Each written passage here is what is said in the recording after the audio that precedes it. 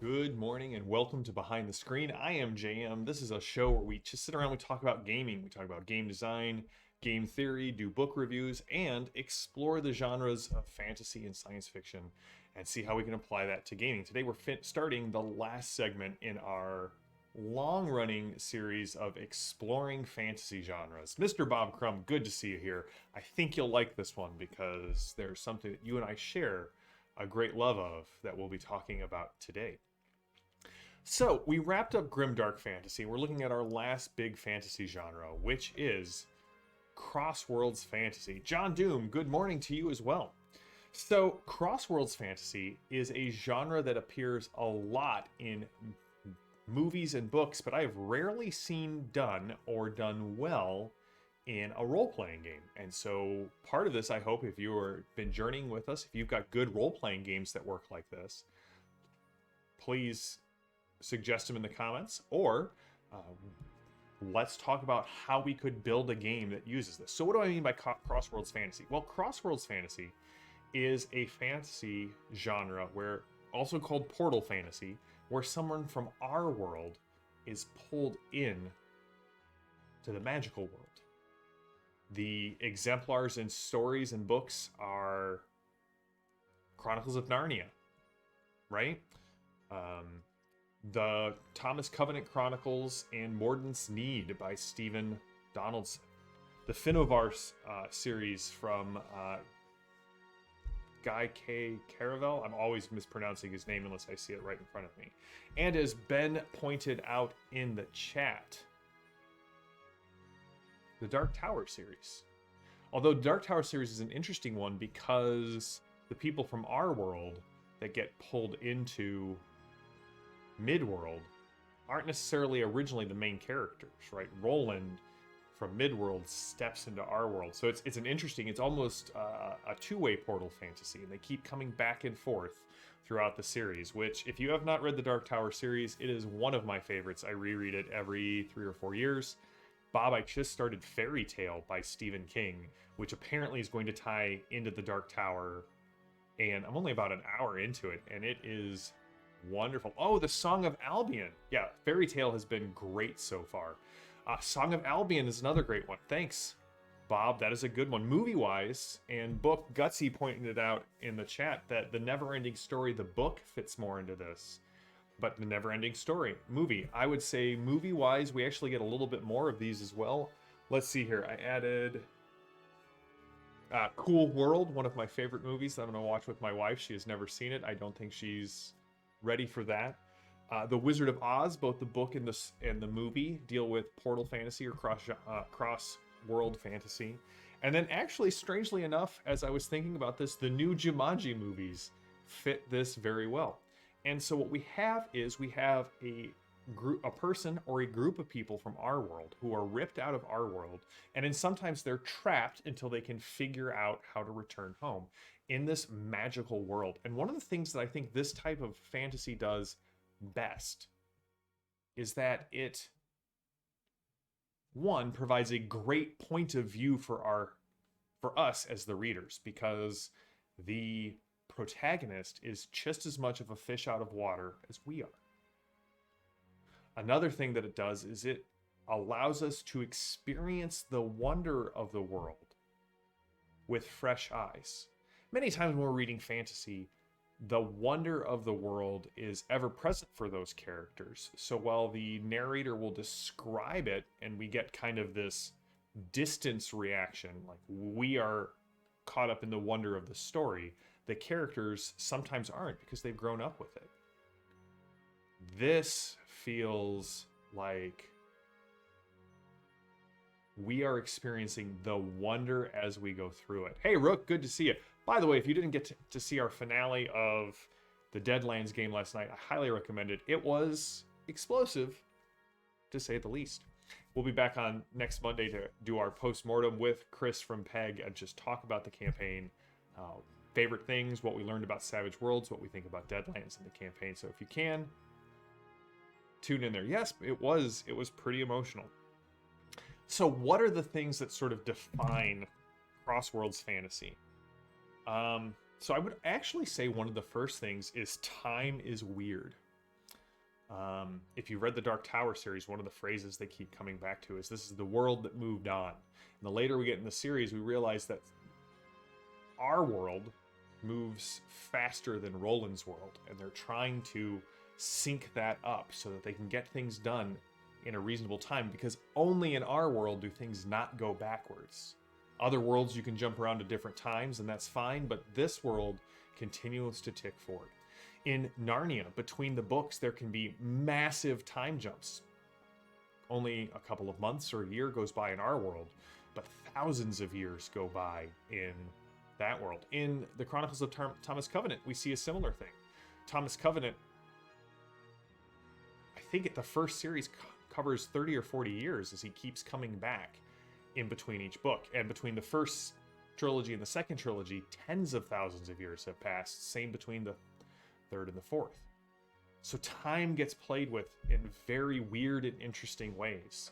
In some ways, every time the protagonist comes back, they have to relearn the rules. They have to relearn what they once lost, or what they once possessed. They've lost it because the time frame has moved on. The world has moved on is possibly one of my favorite phrases from fantasy. Like, it's just such a great summation of what the Dark Tower is about. The Dark Tower, incidentally, has my second... Sorry, Zane. It has my first favorite line of any opening book. Zane's is, of course, "In a hole in ground, there lived a hobbit." That used to be mine, and then I read, "The man in black fled across the desert, and the gunslinger followed." I was instantly pulled in. It is possibly the best opening line of any book I've ever read. So other things to think about in Crossworlds Fantasy is typically, and again, right, Dark Tower kind of leans against this, but that's fine. Typically, humans are rarer in, and so does the Donaldson series, but humans can be rarer than they are in other fantasies, right? Narnia, most people believe humans are myth. Ooh, interesting. He said that King writes the first sentence of the books he writes last. I will say, Fairy Tale starts out really strong, Bob. I'm almost through the first chapter, and it has me, every sentence I read just draws me deeper into the tale. So, humans are rare. What story starts with the building was... Oh, that's Harry Dresden. Aha, that's another good one. So it allows our hero... So this goes against Grimdark in a lot of ways, right? Grimdark, you aren't the hero. In most Crossworlds fantasies, the people who are pulled out of our world are the only people who can solve the problem at hand. Jake, Susanna, and Eddie are the only ones who can help Roland on his quest. The Pevensey children are the only ones who can fulfill the prophecy and end winter in Narnia. Thomas Covenant is Beric Reborn, even though he doesn't want to take up that role. So if you like the idea of putting your characters front and center, this is a good way to do it. Another thing that we find is that most of these kind of have the allegory, the metaphor, kind of right here, especially Narnia. If you walk through the Dark Tower several times, you start to see the metaphors that are building that King is tapping into. If you read Thomas Covenant, people wear their insides on their outsides in a lot of ways like epic fantasy. Oh, what's the Piers Anthony one? These are good pulls. Thanks, everybody. 5 Kingdoms by Brandon Mull. Piers Anthony, it wasn't the Xanth series, although Xanth at some point goes back to our world, because isn't it coterminous with Florida? I think is what it is. Xanth could be another one that we could add in there. If I didn't already say it, Padre, good to see you, sir. So in a lot of ways, you are also the myth in... we covered that a little bit. You are the myth of this story. You are not just the protagonist. you are not the chosen one in the epic or high fantasy sense, but you are literally the only thing that can fix this thing because you are not bound up in the world. You are the outsider. In a lot of ways. No, we'll talk about that one later. I have very rarely, as I said, seen this in role-playing games. There's exactly one time in the course of my whole experience that I saw this happen, and we'll get to that story here in a bit. Ben brought up also Planescape, and while Planescape jumps worlds, it doesn't come back to our world, which is the core of Crossworlds or Portal Fantasy. So if Ben is watching, that is why I said you had to tune in to find out why that doesn't work. We're not just talking about jumping to multiple worlds. That would be epic fantasy, or sorry, that would be high fantasy. What we're talking about is coming back to our world. And this is a tough thing to do in role-playing games. Most people want to make the strange character. They don't want to be just a human from our world. And so I think there are ways to do this. We're going to talk about it mechanically later. On Thursday, we're going to talk about mechanically how to do this one. Padre argues that Torg fits this one. I can see that. If you squint at it just right, the worlds have come to you. But you know what? I would argue that, I would agree with you, I would say. Like, it's not true cross-world fantasy in the fact that you're not leaving our Earth. But you are from our Earth, moving around to other worlds. Well, I'm going to add that to my mechanical review next week, because now you're right. Because as I think about it, there are a lot of good mechanics in there with the Cosm cards, the axioms, the world laws that would reinforce this idea that you're no longer in Kansas, Toto, which I feel, again, is a good example of this. So, when have I ever seen this done? Again, there was only one GM bold enough to try this, and that would be Mr. Bob Crumb himself. We were playing in this fantasy world, and it was sort of reverse Portal Fantasy. We're playing in this fantasy world, and we were co-GMing a game, myself and a gentleman named Mike, and Mike just kept flaking and just couldn't be at his game. And so we were running this fantasy game in Burning Wheel, and I was like, Bob, can you help co-GM? Because we had this massive group. We had like 8 or 9 people at the table. After this game was the ill-fated Shadowrun game that Calvin played in Padre, where I just decided, you know what, the best thing to do is to run a 9-person Shadowrun 4th edition game. Surprised I didn't turn to drink. Anyway, and so Bob was like, I think I can fix it, but I need to do something really weird. I was like, listen, at this point, do whatever you need to kind of get the game back on track.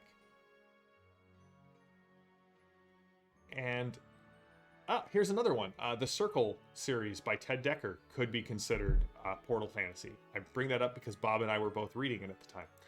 So Bob took our Burning Wheel characters that were in this other group, and he shunted them through a portal into our world and had them remake their characters as World of Darkness characters, and used that to set up and fix a lot of the snarls that had come up in the course of the game. So he used it almost in like kind of a Jungian shadow play kind of sense, where those characters became people in our world. They had to figure out the modern world. They had to work through their issues. And when they came back, I will be honest, I did not think it would work, but by gods it did. The group came back with a greater understanding of the importance of what was going on in their world, and having worked out a lot of their interpersonal issues. And the campaign got right on track, and it was amazing. Again, the most brazen thing I think I've ever seen a game master do, and by God, it paid off. So mad props to Bob. But that's one of the ways we could do this.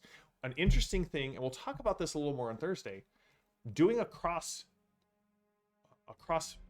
Worlds Fantasy or a Portal Fantasy game could allow you to use 2 separate sets of rules at the table at once.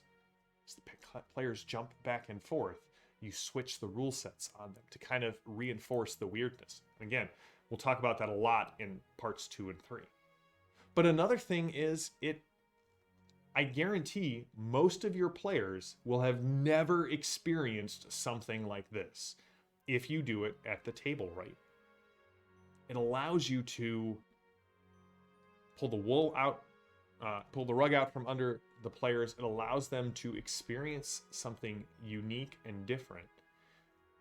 The only other thing that ever came close was there was a game of D&D that I had heard about, not played this game, where the players were on this epic quest to prove themselves to the gods so that they could be chosen to go to the realm of the gods and fix their world. Their world was in shambles. It was a mess of warlords and evil tyrants. And so they battled their way, deposing tyrants, finding the mountains of the gods, working their way through the dungeon that was set up to test the mettle of heroes. And when they got to the summit of the mountain, they lit the brazier and spent time there enduring the elements, and the charity of the gods descended, and